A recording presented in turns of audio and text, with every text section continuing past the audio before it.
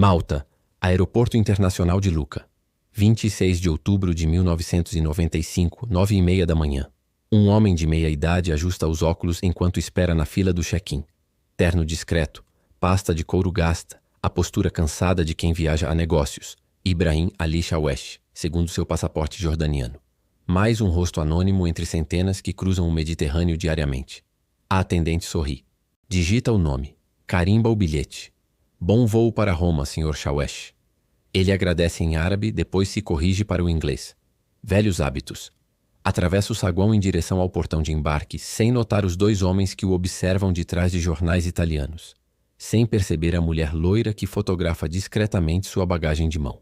Sem imaginar que cada passo seu está sendo transmitido por rádio para uma sala em Tel Aviv. O que Ibrahim Ali Shawesh, ou melhor, o homem escondido sob esse nome, também não sabe é que seu bilhete só de ida para Roma será literalmente só de ida. Porque em menos de 6 horas ele estará morto no corredor de um trem. 5 disparos no peito. Calibre 22. Silenciador artesanal. Testemunhas a menos de 5 metros que não ouvirão nada além do barulho metálico dos trilhos. Este não é Ibrahim Ali Shawesh. Este é Fatih Shakaki, fundador e comandante supremo da Jihad Islâmica Palestina, o homem que transformou ataques suicidas em doutrina, que matou dezenas de civis israelenses em explosões de ônibus, que rejeitou todos os processos de paz como traição ao Islã. E esta é a história de como Israel o caçou através de 3 países em território estrangeiro neutro, sem deixar uma única impressão digital, sem um único agente capturado, executando em plena luz do dia uma operação que a polícia italiana investigaria por anos, sem nunca processar ninguém. Malta, 26 de outubro de 1995. O relógio marca 09h47. Shakaki embarca no voo para Roma. Os agentes do Mossad embarcam 3 filas atrás. Ele não olha para trás. Eles não tiram os olhos dele. A caçada entrou em sua fase final. Quem era Fatih Shakaki? Para entender por que Israel considerou Fatih Shakaki uma ameaça tão letal que justificava assassiná-lo em solo europeu, é preciso voltar décadas, até um campo de refugiados em Gaza, onde um menino brilhante cresceu entre a pobreza e a convicção política. Gaza, 1951. Fatih Shakaki nasce em uma família palestina deslocada pela guerra de 1948. Seu pai, um comerciante que perdeu tudo, repete histórias sobre a terra que nunca voltarão a ver. A casa é pequena demais para 7 filhos. A água é racionada. As promessas políticas vazias. Mas Fatih é diferente. Aos 10 anos já memoriza o Alcorão completo. Aos 15 lidera grupos de estudo islâmico entre adolescentes. Seus professores notam algo perturbador. Uma inteligência afiada combinada com uma convicção inabalável de que a resistência armada não é apenas justificável, é necessária. Em 1970, Shakaki deixa Gaza para estudar medicina na Universidade de Zagazig, no Egito. Ali, enquanto seus colegas estudam anatomia e farmacologia, ele devora textos de Said Qutb, o ideólogo do islamismo político radical. Enquanto outros sonham com clínicas e consultórios, Shakaki sonha com revolução. Ele se forma como pediatra. Retorna para Gaza. Abre um consultório onde atende crianças de famílias pobres, muitas vezes sem cobrar. Seus pacientes o adoram. Chamam-no de Dr. Fatih, o homem gentil que distribui remédios gratuitos.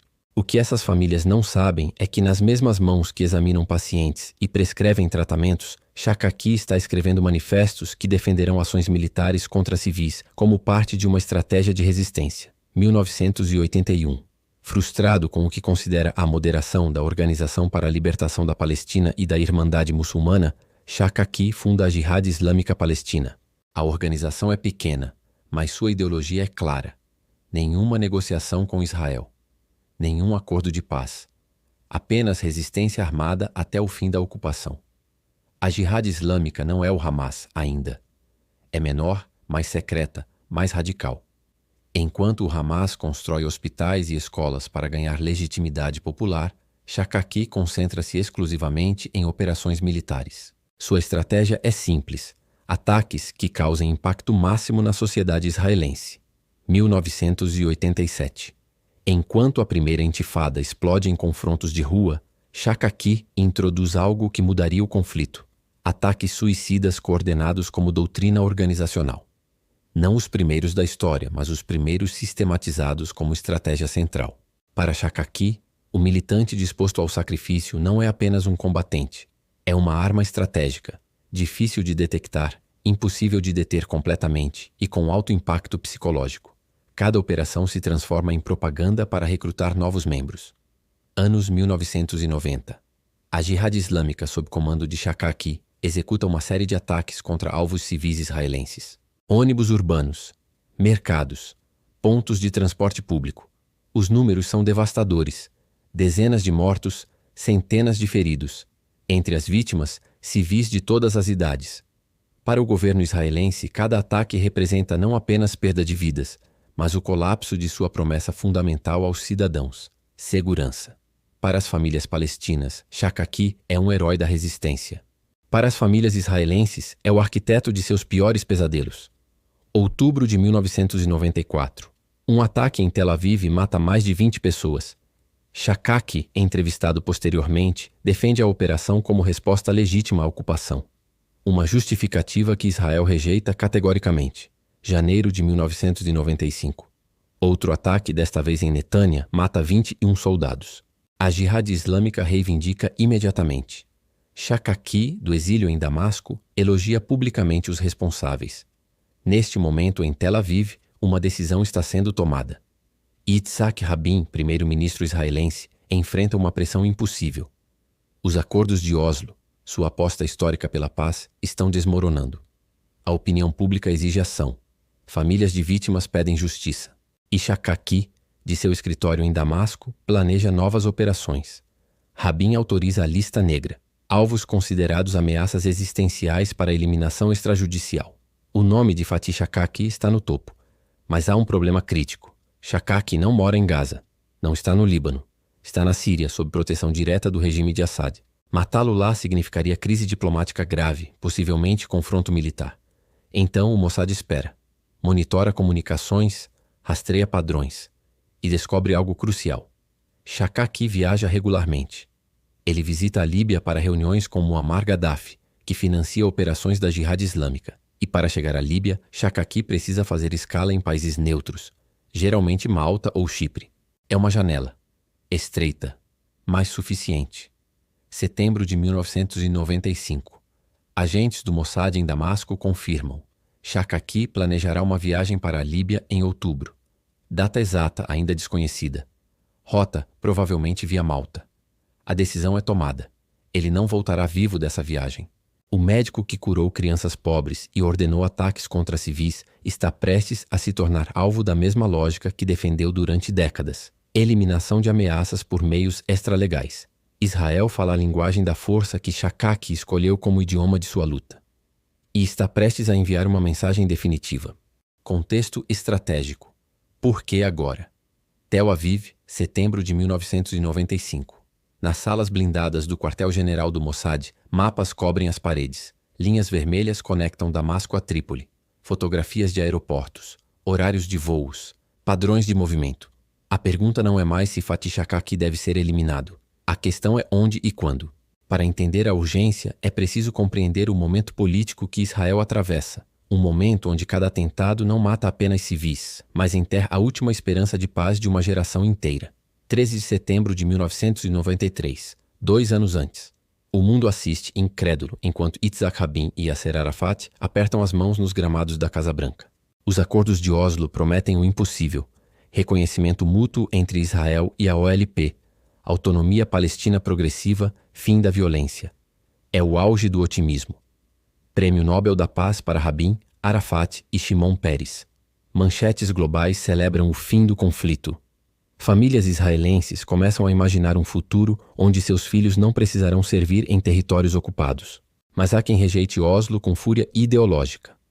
Do lado palestino, grupos como Hamas e Jihad Islâmica veem os acordos como traição. Para eles, qualquer reconhecimento de Israel é heresia. Shakaki chama Oslo de rendição disfarçada de diplomacia. Do lado israelense, a direita nacionalista considera os acordos suicídio estratégico. Terra por paz soa como terra por nada. Assentamentos judaicos na Cisjordânia sentem-se traídos. Ambos os extremos têm o mesmo objetivo: sabotar Oslo através de sangue. Fevereiro de 1994. Baruch Goldstein, colono judeu extremista, Massacra 29 palestinos muçulmanos rezando na Mesquita de Abraão em Hebrom. A onda de choque é imediata. Manifestações palestinas explodem. A confiança em Oslo desmorona. A Jihad Islâmica de Shakaki responde com aquilo que faz melhor. Violência espetacular contra civis israelenses. Abril de 1994. Ataque suicida em Afula. 8 mortos. Outubro de 1994. Ataque em Tel Aviv. 22 mortos. Janeiro de 1995. Ataque em Netanya. 21 mortos. Cada explosão destrói não apenas ônibus, mas a narrativa política de Rabin. A oposição israelense, liderada por Benjamin Netanyahu, martela a mesma mensagem. Vocês deram armas aos palestinos e receberam bombas em troca. Rabin está encurralado entre 3 pressões simultâneas: pressão doméstica, famílias de vítimas exigem ação imediata. A direita o acusa de fraqueza. Sua própria base questiona se Oslo foi erro histórico. Pressão diplomática. Os Estados Unidos investiram capital político massivo em Oslo. Bill Clinton pessoalmente pressionou ambos os lados. Permitir que o processo desmorone é inadmissível. Pressão operacional. O Shin Bet, inteligência interna, e o Mossad, inteligência externa, alertam que novos ataques estão sendo planejados. Shakaki, especificamente, está coordenando uma onda de mártires para o outono de 1995. Junho de 1995. Reunião de segurança classificada. Rabin ouve relatórios sobre interceptações de comunicações sírias. Shakaki está recrutando novos operativos. Treinamentos em campos líbios. Explosivos sendo contrabandeados para Gaza. O primeiro-ministro faz a pergunta que define tudo. Podemos detê-lo através de inteligência e operações policiais? A resposta é incômoda, parcialmente, mas não completamente. Enquanto Shakaki estiver vivo e coordenando de Damasco, haverá novos ataques. Rabin conhece a matemática brutal da contra-insurgência. Você pode prender dezenas de militantes na Cisjordânia e Gaza. Pode desmantelar células operacionais. Mas enquanto o comandante central estiver seguro no exílio, ele simplesmente recrutará novos operativos. É a Hidra. Corte uma cabeça, 2 crescem. A menos que você corte a cabeça certa. Onde ele está agora? Pergunta Rabin. Damasco. Sob proteção síria. Silêncio na sala. Todos sabem o que significa. Intocável. Matar Shakaki na Síria seria casus belli, motivo de guerra. Assad responderia, talvez militarmente, certamente diplomaticamente. E se ele viajar? Viaja regularmente. Líbia, principalmente. Reúne-se com Gaddafi para financiamento. Rota? Varia, às vezes Chipre, frequentemente Malta. Rabin encara o mapa. Malta. País neutro. Membro da União Europeia desde 2004. Não, ainda não. Em 1995, é apenas candidato, mas já alinhado com o Ocidente. Executar uma operação lá seria violação grave de soberania. Mas não seria guerra. Monitorem todos os movimentos. Se houver janela fora da Síria, quero opções. Agosto de 1995. Inteligência confirma. Shakaki planeja viagem para a Líbia em meados de outubro. Propósito. Reunião estratégica com liderança líbia e representantes do Hezbollah. Duração estimada, 3 a 5 dias. Rota provável. Damasco, Malta, escala. Trípoli. Retorno. Trípoli, Malta, Damasco. É a janela. Setembro de 1995. A decisão formal é tomada. Shakaki está na lista negra para eliminação imediata caso saia de território sírio. 3 razões estratégicas definem a escolha. 1. Capacidade operacional. Shakaki não é apenas figura simbólica. Ele coordena pessoalmente logística de ataques, aprova alvos, supervisiona recrutamento. Sua morte causaria desorganização real na Jihad Islâmica. 2. Momento político. Com Oslo por um fio, Israel precisa demonstrar que pode proteger seus cidadãos. Eliminar o arquiteto dos piores ataques envia mensagem dupla. Aos palestinos, há consequências. E aos israelenses, não estamos inertes. 3. Viabilidade tática. Diferente de outros alvos em Damasco ou Beirute, Shakaki viaja por rotas previsíveis através de países onde Mossad opera livremente. A janela é estreita, mas real.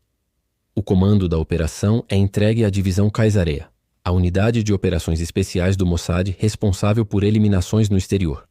Seu histórico inclui dezenas de alvos executados sem captura de agentes. O codinome da operação nunca foi oficialmente divulgado, mas ficou conhecida internamente como Operação Médico, Ironia sombria pelo fato de Shakaki ser pediatra. Primeira semana de outubro de 1995. Agentes são posicionados. 3 em Damasco, vigilância. 2 em Malta, reconhecimento.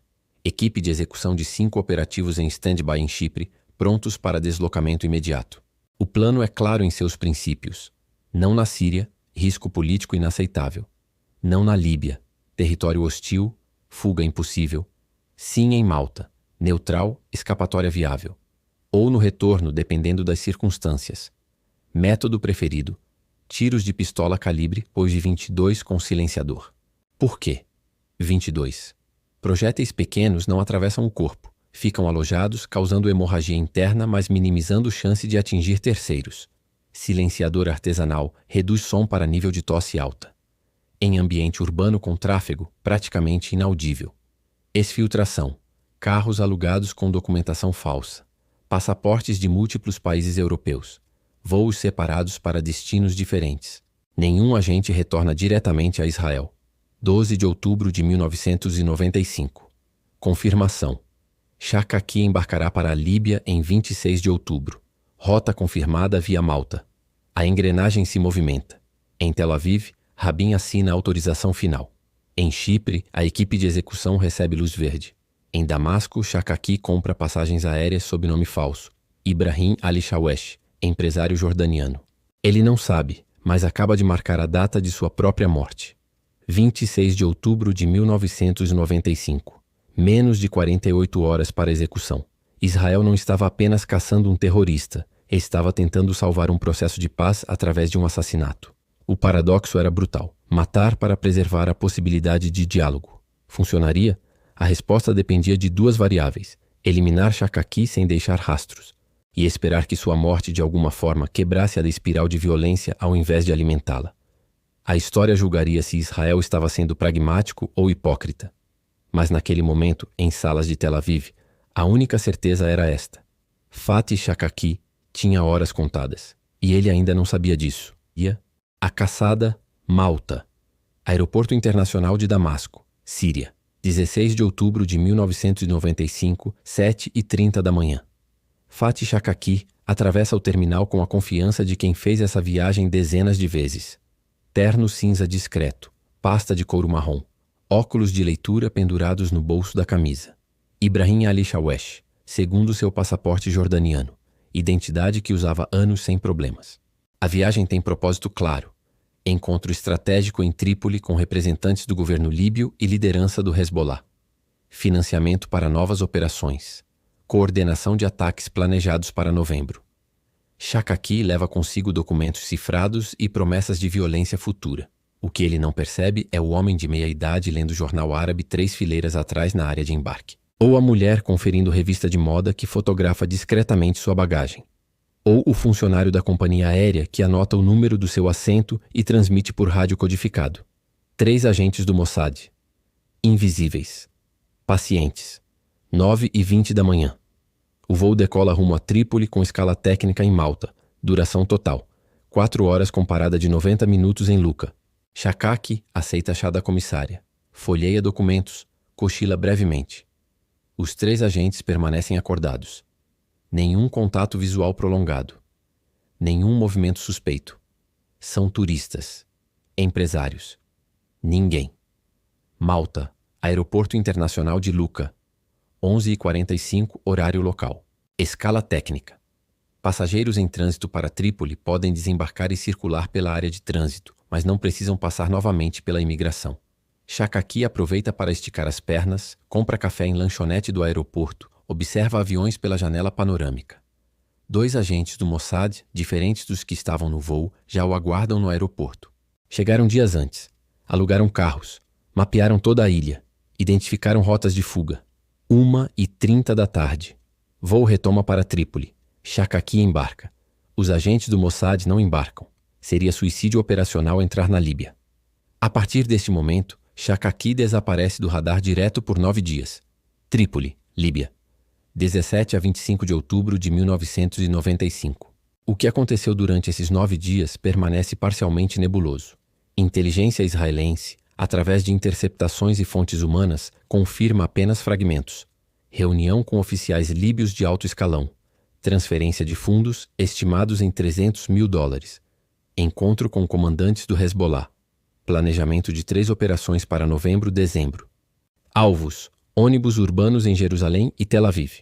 Documentos desclassificados décadas depois revelam que Shakaki estava finalizando logística para ataques que poderiam matar dezenas de civis. O relógio em Tel Aviv marcava a contagem regressiva. Tel Aviv, quartel-general do Mossad. 23 de outubro de 1995. Confirmação. Shakaki reservou retorno para 26 de outubro. Rota: Trípoli, Malta, Roma, Damasco. Escala de 5 horas em Malta. Depois voo para Roma com conexão para a Síria. A sala de operações da divisão Caesarea explode em atividade controlada. Mapas de Malta e Itália cobrem as paredes.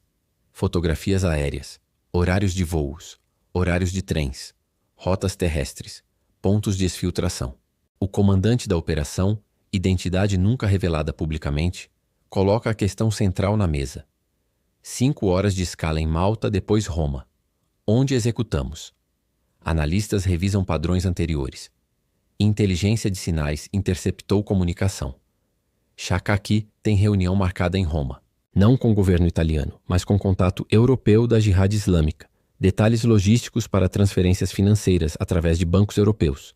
Ele vai para Roma. E em Roma, usa transporte público para evitar rastros de táxi, conclui analista. Padrão confirmado em 3 viagens anteriores. Ele pega trem da estação Termini para encontros discretos. Trem. Silêncio pesado. Trem. Espaço confinado. Movimento constante. Testemunhas, mas não muitas. Barulho de fundo que mascara sons. Múltiplas estações para exfiltração. Malta é território muito exposto. Pequena demais. 5 horas de escala, mas ele provavelmente fica no aeroporto, pondera o comandante. Roma é melhor. Cidade grande. Caos urbano. Mais fácil desaparecer. Mas Roma é Itália. Membro da OTAN. Aliado próximo do Ciboarrumosorce. Executar a operação lá é diplomaticamente arriscado. Malta também é europeia. Qualquer lugar na Europa é arriscado, mas precisamos de janela operacional. E Roma oferece isso. A decisão é tomada. Executar em Roma, no trem. 24 de outubro de 1995. 48 horas para execução. 5 agentes da divisão Caesarea embarcam de diferentes cidades europeias rumo a Roma. 2 homens, equipe de execução. Um atirador principal, um backup. Uma mulher, vigilância próxima.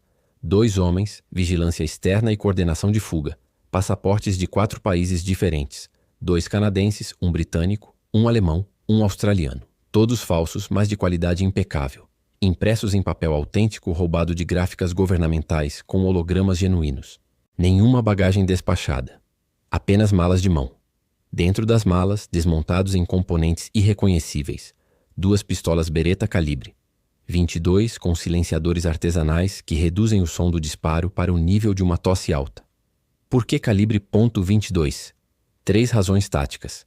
Primeiro, projéteis pequenos não atravessam o corpo. Ficam alojados, causando hemorragia interna massiva, mas minimizando o risco de atingir terceiros. Segundo, arma compacta, fácil de esconder sob jaqueta. Terceiro, com silenciador, praticamente inaudível em ambiente com barulho de fundo, como trem em movimento. 25 de outubro, noite, Roma. Os 5 agentes se encontram pela primeira vez em apartamento alugado com dinheiro vivo em bairro residencial afastado. Nenhum deles se conhecia pessoalmente antes. Protocolo de segurança para evitar que, se capturados, possam identificar toda a rede. O comandante da operação, vamos chamá-lo de Ione, codinome, espalha fotos de reconhecimento sobre a mesa. Cenário confirmado. Shakaki chega a Roma às 14h30. Tem reunião marcada para as 16 horas em endereço no bairro Prati. Distância da estação Termini 4 km. Ele pegará trem metropolitano. Linha. Provavelmente linha A, direção Battistini. 6 minutos de viagem. 4 estações. Executamos dentro do trem? Sim, janela de 6 minutos. Vagão em movimento. Barulho dos trilhos mascara silenciador. Descemos na próxima estação antes que alguém processe o que aconteceu. E se o vagão estiver lotado? Abortamos. Esperamos próximo trem, ou próxima oportunidade. Mas inteligência diz que ele prefere horários fora de pico. 14h45 não é rush. Rota de fuga. 1. Disparos no trem. 2. Descer na próxima estação. Termini ou Lepanto, dependendo. 3. Separar-se imediatamente. Cada agente toma direção diferente. 4. 3 saem de trem para Nápoles, depois ferry para Grécia. 5. 2 saem de voo para destinos europeus diferentes. Timing crítico. Do disparo até separação da equipe, máximo 15 minutos. As armas são montadas, testadas sem munição, para garantir funcionamento. Silenciadores ajustados. Cada atirador pratica movimento dentro de espaço confinado, simulando vagão de trem. Sacar, mirar centro de massa, disparar, guardar. 4 segundos. Não mais que isso. Regras de engajamento. Alvo confirmado visualmente por 2 agentes antes de ação. Mínimo de 3 disparos para garantir letalidade. Se houver crianças a menos de 3 metros do alvo, abortar. Se houver policiais no vagão, abortar. Após disparos, 0 hesitação. Descer na próxima estação. Amanhã, 12h30, todos em posição na estação Termini. Chakaki chega às 14h30. A partir daí, é reação em tempo real. Os agentes não dormem muito naquela noite. 26 de outubro de 1995. Dia da execução. 12h30 da tarde. Agente Rachel, codinome. Posiciona-se no aeroporto Fiumicino, área de desembarque internacional. Disfarçada de turista britânica esperando amiga. Livro nas mãos. Olhos na porta de desembarque do voo de Malta. 12h45. Agentes Ione e David, equipe de execução, posicionam-se na estação Termini. Café próximo à plataforma da linha A. Fingem conversa tediosa em inglês. 13 horas. Agentes Michael e Sarah, vigilância externa, circulam pela estação. Jornais. Aparência de viajantes comuns. 14h33 da tarde. Voo de Malta pousa em Fiumicino. 3 minutos de atraso. 14h52. Passageiros começam a desembarcar. Chakaki é um dos primeiros. Pasta de couro na mão direita. Postura relaxada. Rachel observa de longe. Confirma a identidade. Pressiona botão de rádio escondido na bolsa. 2 cliques. Sinal acordado para alvo confirmado. 15h20. Chakaki pega trem expresso do aeroporto para a estação Termini. 32 minutos de viagem. Rachel embarca 3 vagões atrás. Transmite atualizações por rádio discreto. 15h52. Trem chega a Termini. Chakaki desce. Caminha pela estação. Verifica relógio. Tem 15 minutos até reunião marcada para as 16 horas. Ele se dirige à plataforma da linha A. Direção Battistini. Ione e David o seguem à distância de 15 metros. 15h58. Chakaki desce a escada para a plataforma. Aproximadamente 20 pessoas aguardam o próximo trem. Horário fora de pico, como previsto. David transmite. Alvo na plataforma. Aguardando o trem. 16 horas e 2 minutos. Trem chega. Portas abrem com som pneumático característico. Passageiros embarcam. Chakaki entra no quarto vagão. Ione e David entram no mesmo vagão. Portas opostas. O trem parte. 16 horas e 3 minutos. Trem em movimento. Chakaki está de pé segurando barra de apoio. Vagão tem aproximadamente 15 pessoas, distribuídas ao longo de 20 metros de comprimento. Ninguém muito próximo dele. Ione está 3 metros à esquerda. David, 4 metros à direita. Ambos de pé segurando barras. O trem acelera. Barulho metálico dos trilhos aumenta. Luzes da estação desaparecem, substituídas pela escuridão do túnel. 16 horas e 4 minutos. Ione faz contato visual com David. Confirmação silenciosa. David caminha casualmente em direção a Chakaki. Movimento natural de passageiro ajustando posição no vagão em movimento. Chakaki não nota. David para a 1,5 metros de distância. Mão direita desliza dentro da jaqueta. 16 horas e 5 minutos. Chakaki vira o rosto. Talvez ouviu o movimento. Talvez instinto. Seus olhos encontram David. Por uma fração de segundo há reconhecimento. Não de identidade, mas de intenção. Chakaki abre a boca. David saca a bereta. O 22. 3 disparos em sequência rápida. Centro de massa. Peft. Peft. Peft. O silenciador funciona perfeitamente. O som é quase totalmente abafado pelo rugido do trem nos trilhos. Para ouvidos não treinados, soa como clique metálico. Talvez parte do sistema de freios, talvez porta batendo. Chakaki cambaleia, mãos no peito, olhos arregalados. Sangue começa a manchar o terno cinza por baixo do casaco. Passageiros ao redor ainda não processaram nada. Alguns olham vagamente na direção. Ninguém grita. Ainda. Ione, do outro lado, também dispara. 2 tiros adicionais. Garantia. Pif, pif. 16 horas e 5 minutos e 20 segundos. Shakaki cai. Primeiro de joelhos, depois de bruços no piso sujo do vagão. Pasta de couro escorrega, documentos espalhados. 5 balas, calibre .22, alojadas no tórax. Perfuração pulmonar bilateral. Hemorragia interna massiva. Uma mulher percebe o corpo caído. Grita: Aiuto! Aiuto! Socorro! Outros passageiros se viram. Confusão começa. 16 horas e 5 minutos e 30 segundos. O trem desacelera. Próxima estação. Flamínio. 45 segundos até parada completa. David guarda a arma sob a jaqueta. Caminha calmamente em direção à porta. Ione faz o mesmo, direção oposta. Nenhuma correria. Nenhum pânico visível. Apenas passageiros descendo na próxima estação. Nenhum. 16 horas e 6 minutos. Portas abrem. Flamínio. David desce. Vira à direita. Escadas. Ione desce. Vira à esquerda. Escadas. Dentro do vagão, passageiros começam a gritar. Aglomeram-se ao redor do corpo. Alguém puxa alarme de emergência. Mas David e Ione já estão fora da plataforma. 16 horas e 7 minutos. David emerge na rua.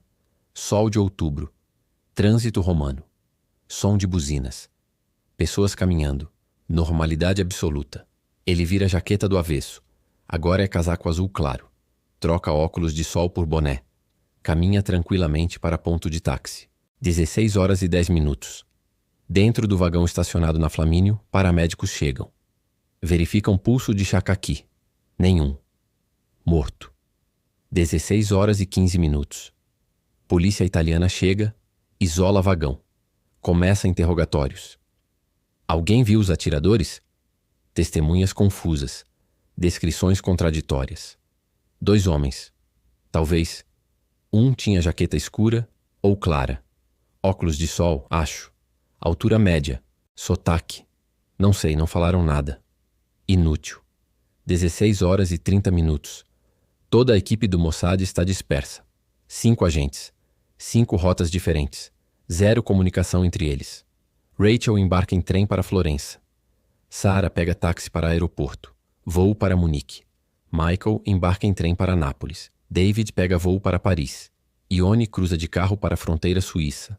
Às 17 horas, 1 hora após a execução, todos os 5 agentes já deixaram Roma. 0 capturas. 0 evidências físicas utilizáveis além das balas. 0 testemunhas que consigam fornecer descrição útil. A operação foi cirúrgica e completamente invisível. 17h30 da tarde. Estação Termini. Autoridades italianas fecham linha A temporariamente. Perícia trabalha no vagão. Fotografam corpo, coletam balas, 5 projéteis calibre 22 deformados pelo impacto, mas reconhecíveis. Identificação da vítima. Ibrahim Ali Shawesh, passaporte jordaniano. Mas algo não bate. Verificação com a AMAN revela. Não existe Ibrahim Ali Shawesh nos registros jordanianos. Passaporte falso. Quem é ele realmente? Pergunta investigador italiano. A resposta chegará em horas, através de canais de inteligência. E, quando chegar, transformará homicídio comum em incidente diplomático internacional. Roma. Estação Flamínio. 16 horas e 6 minutos. O vagão do metrô permanece parado na plataforma, portas abertas. Passageiros descem apressados, alguns correndo, outros paralisados pela confusão. No chão do vagão, Fatih Shakaki jaz imóvel, sangue formando poça ao redor do corpo. 5 orifícios no tórax, olhos abertos, fixos no teto amarelado do vagão. Uma mulher idosa soluça encostada na parede da estação. Homem de negócios fala ao celular, voz trêmula. Polizia, polizia, cê é um morto. Há um morto. Funcionário da estação puxa alarme. Sirenes começam a soar. Segurança chega correndo. 16 horas e 9 minutos. Primeiro policial da Polícia de Status chega à plataforma. Entra no vagão. Verifica o corpo. Sem pulso, sem respiração. Sangue ainda fresco. Ele fala no rádio. Temos homicídio. Linha A, Estação Flamínio. Vítima do sexo masculino, aproximadamente 50 anos. Múltiplos ferimentos por arma de fogo. Suspeitos fugiram. 16 horas e 15 minutos. Detetive Marco Rinaldi da Divisão de Homicídios chega. Veterano de 23 anos, já viu de tudo. Crimes passionais, ajustes de contas da máfia, assaltos que terminaram mal. Mas isto é diferente. Ele se ajoelha ao lado do corpo. Examina sem tocar. 5 orifícios de entrada. Agrupamento apertado no centro do peito.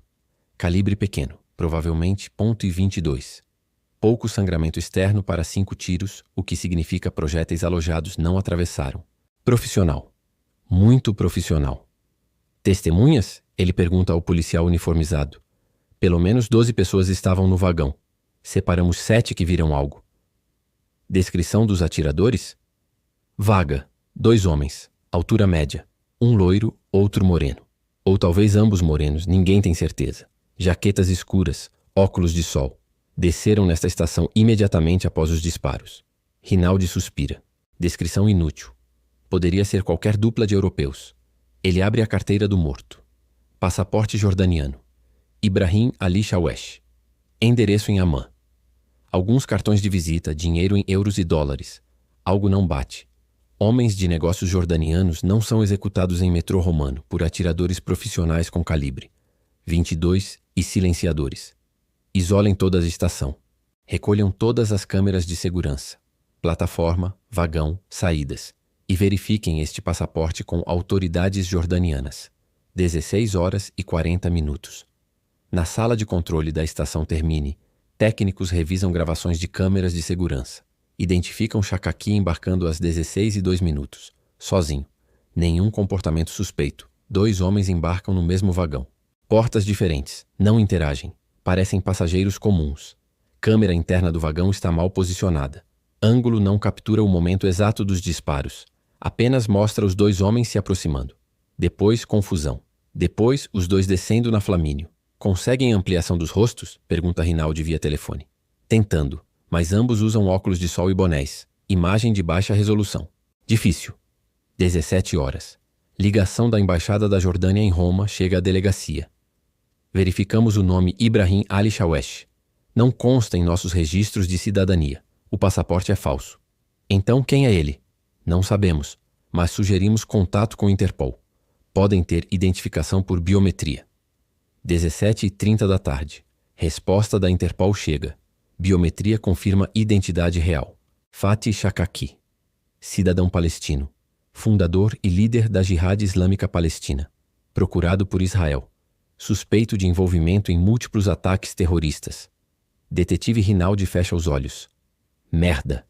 Isto não é homicídio comum. É assassinato político. Operação de inteligência. Provavelmente Mossad. Ele disca para seu superior. Temos problema. A vítima não é empresário jordaniano. É líder terrorista palestino. Isto vai virar circo diplomático. 18 horas. Ministério do Interior italiano, Roma. Reunião de emergência. Ministro do Interior, chefe da polícia, representante do Serviço de Inteligência italiano, AISE. Embaixador de Israel, convocado. Embaixador palestino, também convocado. Ministro do Interior está visivelmente irritado. Alguém executou operação de assassinato em território italiano, em transporte público, com dezenas de testemunhas. Isto é violação inaceitável de nossa soberania. Embaixador israelense, Ehud Gol, mantém expressão neutra. Israel não comenta sobre especulações de imprensa ou investigações em andamento em países estrangeiros. Não estou pedindo comentário. Estou exigindo explicações. Seu país executou operação em Roma? Repito, Israel não comenta sobre tais assuntos. Embaixador palestino ergue a voz. Fatih Shakaki foi assassinado covardemente por agentes sionistas. Exigimos que Itália prenda os responsáveis e os extradite para julgamento. Estamos investigando, responde o ministro. Mas não faremos acusações sem evidências concretas. Tradução diplomática. Provavelmente foi Israel. Não vamos confrontá-los publicamente. Não queremos crise com aliado estratégico. Gaza. Territórios palestinos. 18:15. Horário local. 1 hora à frente de Roma. Notícia chega aos escritórios da Jihad Islâmica em Gaza. Telefone toca. Assistente atende. Ouve. Empalidece. Shakaki foi morto. Em Roma. Dentro de trem. Atiradores fugiram. Sala explode. Gritos. Choro. Raiva. Comandante adjunto Ramadan Shalá assume controle. Convoquem reunião de emergência. Todos os comandantes, agora. Meia hora depois, liderança da Jihad Islâmica está reunida. Confirmado? Pergunta um dos comandantes. Confirmado. Morto em Roma. 5 tiros. Execução profissional. Mossad? Quem mais? Resposta? Imediata. Planejamos operação de vingança. Alvos israelenses. O mais rápido possível. Tel Aviv, Israel. 18h30, horário local. No quartel-general do Mossad, sala de operações monitora reações internacionais. CNN Internacional ainda não tem a história completa. BBC reporta incidente em metrô de Roma, vítima não identificada. Agências árabes começam a suspeitar. Comandante da divisão Caesarea recebe telefonema codificado de cada um dos 5 agentes. Código simples. Chegada confirmada. Tradução. Todos exfiltrados com sucesso. Todos em território seguro.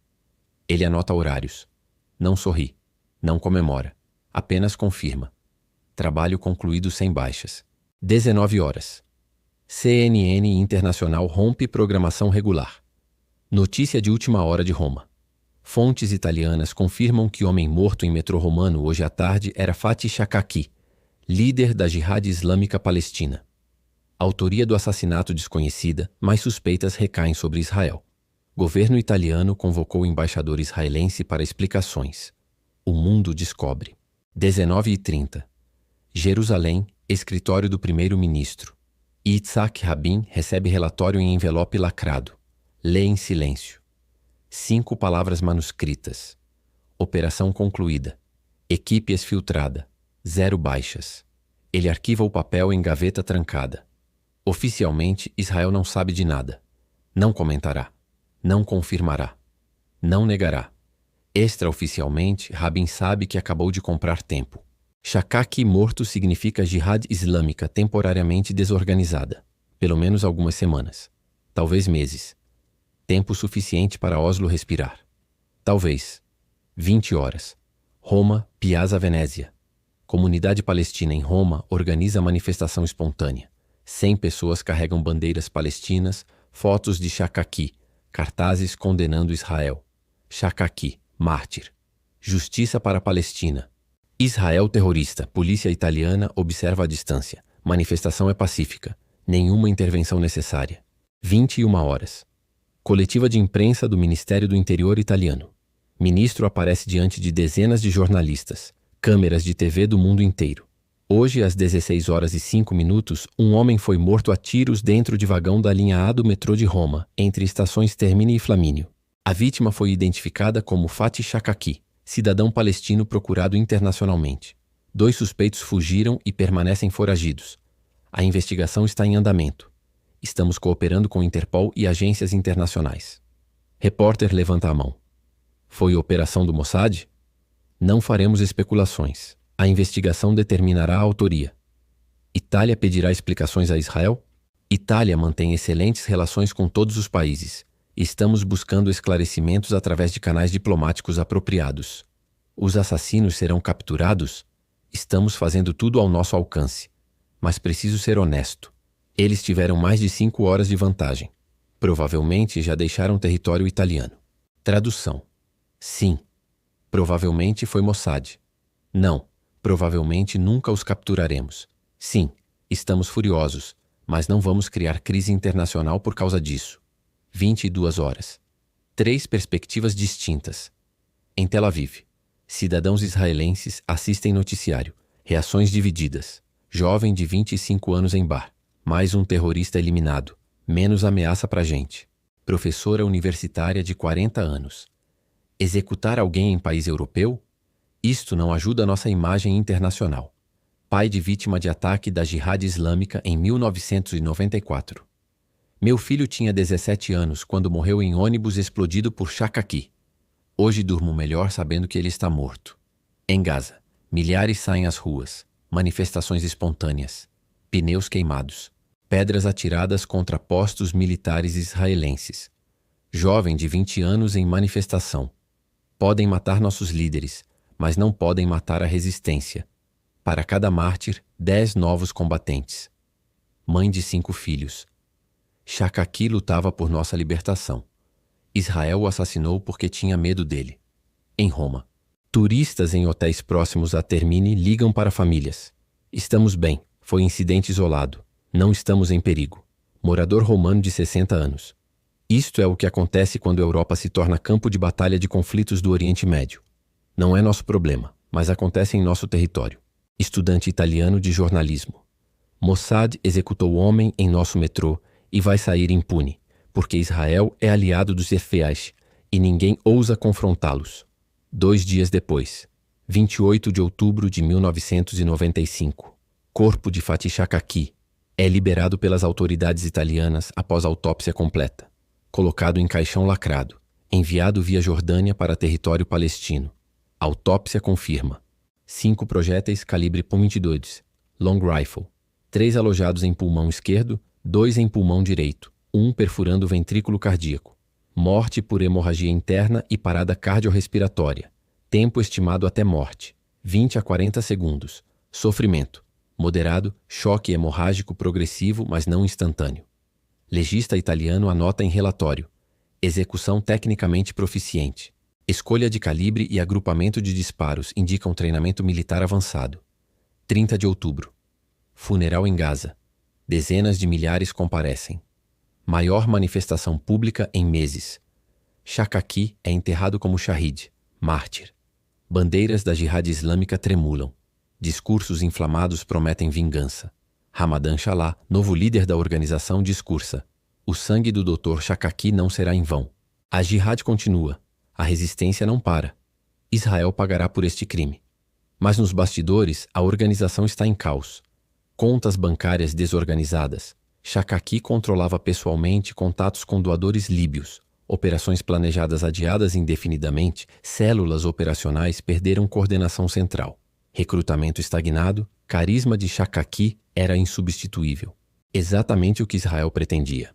Novembro de 1995. Roma. Detetive Rinaldi fecha mais um relatório frustrante. 200 horas de investigação. 50 testemunhas entrevistadas. 23 câmeras de segurança analisadas. Cooperação solicitada de 6 países europeus. Resultado: 0 prisões. 0 suspeitos identificados concretamente. 0 pistas que levem a nomes reais. As imagens de câmera mostram 2 homens embarcando e descendo, mas rostos obscurecidos por óculos, bonés, ângulos ruins. Impossível identificação facial confiável. Perícia forense nos projéteis. Calibre .22 LR. Fabricação comum. Vendido em centenas de lojas em toda a Europa. Impossível rastrear origem. Documentos falsos usados para alugar apartamento em Roma. Empresa fantasma canadense. Endereço inexistente. Números de telefone desconectados. É como se fossem fantasmas, diz Rinaldi ao colega. Porque foram treinados para isso, responde o colega. Não estamos lidando com criminosos comuns. Estamos lidando com uma das melhores agências de inteligência do mundo. O caso permanecerá oficialmente aberto. Mas todos sabem, nunca será resolvido. Itália arquivará o assassinato de Fatih Shakaki como mais uma sombra do conflito israelense-palestino, que atravessou seu território e desapareceu sem deixar justiça. Dezembro de 1995. 3 meses depois. Ataques da Jihad Islâmica caem drasticamente. Não por escolha estratégica, mas por desorganização operacional. Sem Shakaki coordenando de Damasco, células em Gaza e Cisjordânia perdem direção tática. Novos recrutas chegam, motivados pela narrativa de martírio. Mas falta quem os treine, organize, arme, direcione. Oslo ganha fôlego temporário. Negociações continuam. Rabin, pela primeira vez em meses, sente que talvez, apenas talvez, a paz seja possível. 4 de novembro de 1995. 9 dias após o assassinato de Shakaki. Yitzhak Rabin sobe ao palco em comício pela paz na Praça dos Reis de Israel, Tel Aviv. 100.000 pessoas cantam Shir LaShalom, Canção pela Paz. Oslo parece pela primeira vez ter esperança real. Rabin desce do palco às 21h30, caminha em direção ao carro oficial. Segurança parece rotineira. Então 3 disparos. Bang! Bang! Bang! Igal Amir, estudante judeu de extrema-direita religiosa, dispara a queima-roupa. Rabin cai. Levado ao hospital Itilov. Morre na mesa de cirurgia às 23h10. A ironia é devastadora. Rabin, que autorizou o assassinato de Shakaki para salvar Oslo. Rabin, que sobreviveu a 5 guerras contra inimigos árabes. Rabin, que enfrentou terroristas palestinos por décadas. Morreu não pelas mãos de palestino, mas pelas mãos de israelense que considerava Oslo traição à terra de Israel. O homem que tentou comprar paz através de assassinatos seletivos descobriu que a ameaça não vinha apenas de fora, vinha de dentro, da própria sociedade que ele liderava. E com Rabin morto, Oslo morre também. O processo de paz que Shakak tentou destruir através de bombas e que Rabin tentou salvar através de balas desmoronou não por nenhum dos dois, mas por um terceiro extremista que rejeitava qualquer compromisso. Consequências imediatas. 5 disparos calibre. 22 em um trem de Roma mudaram temporariamente o equilíbrio de poder no conflito israelense-palestino. Shakak morto. E Jihad Islâmica enfraquecida. Menos ataques. Oslo com fôlego. Mas a matemática da violência nunca é simples. Shakak morto. Mártir criado. Novos recrutas radicalizados. Vingança futura garantida. Para Israel, missão cumprida. Alvo eliminado. Vidas salvas, pelo menos temporariamente. Para a Jihad Islâmica, líder assassinado. Organização em caos, mas narrativa de resistência fortalecida. Para essa Itália, soberania violada. Território usado como campo de batalha. Nenhuma justiça alcançada. Para o processo de paz, tempo comprado, mas não paz construída, porque paz não se compra com balas, nem com bombas, apenas com compromissos que ambos os lados se recusavam a fazer. E enquanto essa recusa permanecesse, operações como a de Roma continuariam, indefinidamente. Legado e sombras. Malta, Valletta. Dezembro de 1995. 2 meses após o assassinato, a inspetora Carmel Agius fecha mais um relatório frustrado. 300 horas de investigação. 40 testemunhas entrevistadas. 16 câmeras de segurança analisadas. Cooperação solicitada de 8 países europeus. Resultado: 0 prisões. 0 suspeitos identificados. 0 pistas concretas. Os atiradores desapareceram como fantasmas. A motocicleta, limpa de impressões digitais. Os passaportes usados pelos agentes, todos falsos, rastreando para identidades que não existem. As imagens de câmeras, boas o suficiente para confirmar que houve crime, mas não para identificar rostos. É como se nunca tivessem existido, ela diz ao superior. Porque foram treinados para isso, ele responde. Não estamos lidando com criminosos comuns. Estamos lidando com agência de inteligência de primeiro mundo. O caso permanecerá oficialmente aberto. Mas todos sabem, nunca será resolvido.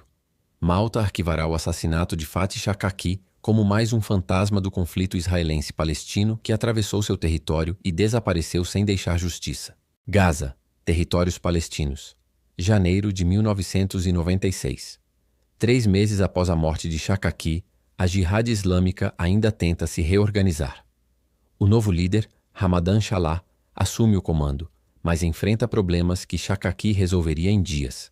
Finanças desorganizadas. Shakak mantinha contatos pessoais com doadores líbios que não confiam no sucessor. Redes operacionais fragmentadas, células que respondiam diretamente a Shakak, agora operam de forma descoordenada. Recrutamento estagnado. O carisma de Shakak era insubstituível. Os ataques planejados para novembro e dezembro de 1995, aqueles que Shakak finalizava na Líbia, são cancelados ou adiados indefinidamente. Não por falta de vontade, mas por falta de coordenação. Israel conseguiu exatamente o que pretendia: tempo, não paz, não solução, apenas tempo. Tel Aviv, Israel, 4 de novembro de 1995. 9 dias após o assassinato de Shakak, Yitzhak Rabin sobe ao palco em comício pela paz na Praça dos Reis de Israel. 100.000 pessoas cantam canção pela paz. O processo de Oslo parece, pela primeira vez em meses, ter fôlego renovado. Rabin desce do palco às 21h30. Caminha em direção ao carro oficial. Segurança ao redor parece rotineira. Então, 3 disparos. Bang, bang, bang. E Igal Amir, estudante judeu de direita religiosa, dispara a queima-roupa. Rabin cai. Levado ao hospital. Morre na mesa de cirurgia às 23h10. A ironia é devastadora. Rabin, que autorizou o assassinato de Shakak para salvar Oslo. Rabin, que sobreviveu a 5 guerras contra inimigos árabes. Rabin, que enfrentou terroristas palestinos por décadas. Morreu não pelas mãos de palestino, mas pelas mãos de israelense que considerava Oslo traição.